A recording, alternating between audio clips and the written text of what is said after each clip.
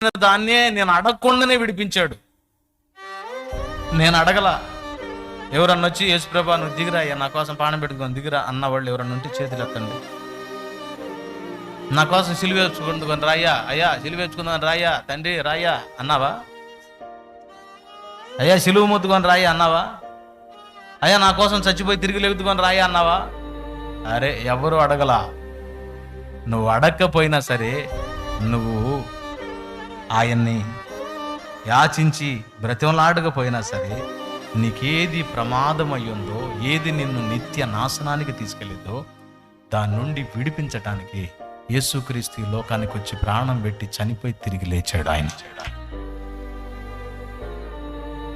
లేచాడా లేదు?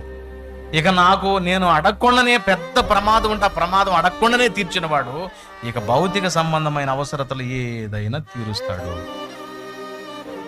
ఎంతమందికి ఉంది నమ్మకం? ఉంటే దానిలే స్తోత్రం. ఖచ్చితంగా ఇది అలవాటు మనం గుర్తెరగాలండి. మన మనసులో ఫీడ్ చేసుకోవాలి. ఇది నా దేవుడు నా కోసం ప్రాణం పెట్టి చనిపోయిన వాడు నా భౌతిక అవసరతలన్నీ తీరుస్తాడు.